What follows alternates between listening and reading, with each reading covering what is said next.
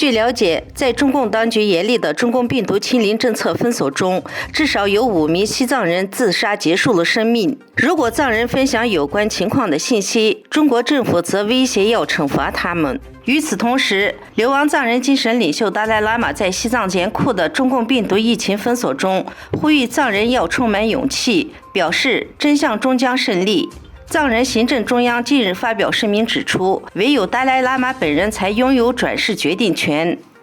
此外，藏人代表在联合国人权理事会第51届会议上指证中共为了严控维吾尔人和藏人所实施的不人道防疫政策，指控了中共在所谓新疆及西藏的各种侵犯人权的行为。中共机关党报和政府喉舌《人民日报》10月11日在第2版刊登了强调动态清零可持续而且必须坚持的文章，这也是该报连续第2天发文为动态清零政策招募，让很多人原本以为在北京举行的20大结束之后，中国的防疫政策可能适度放松的幻想彻底破灭。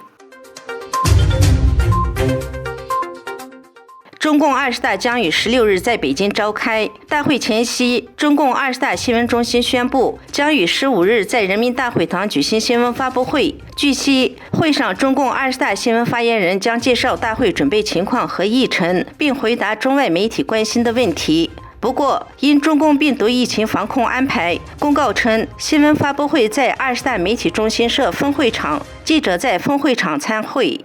将于16日在北京召开的中共20大，按照惯例会期为1周。会议结束后，隔日召开中共20届一中全会。会议期间，习近平将代表中共第19届中央委员会发表工作报告，并选出约200名具有投票权的中共中央委员会委员，以及约170名候补委员和修改党章等工作。在之后召开的中共20届一中全会上，选举出新一届最高领导层，包括中共中央政治局委员、政治局常务委员会名单。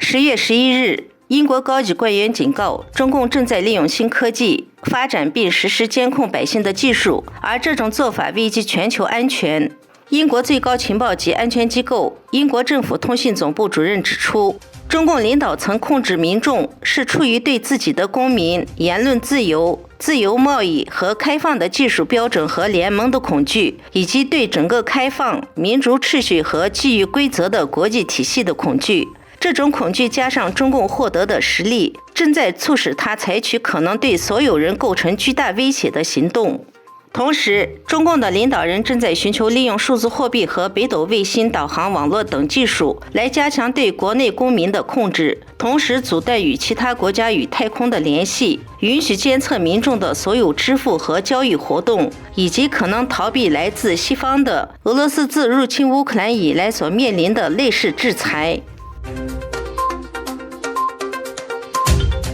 电子烟已对年轻人构成了严重的公共健康风险。一项美国政府研究表明，吸电子烟的美国青少年人数已达到了令人担忧的水平。美国食品药品管理局自2016年以来致力于打击青少年使用含尼古丁的电子烟，但效果不佳。儿童无烟运动人士表示，目前市场上的许多电子烟都含有大量的尼古丁，其中一些电子烟的尼古丁含量相当于20支香烟的总量，强调需要清理香味电子烟的市场。含有尼古丁的电子香烟不仅会让人上瘾，并且会影响尚在发育的大脑，包括削弱注意力和记忆力等。由于市场上流行的电子烟含有不同口味，不断刺激更多青少年去尝试。美国疾病控制及预防中心的调查结果显示，吸电子烟的青少年中，近85%的学生吸的是带口味的电子烟。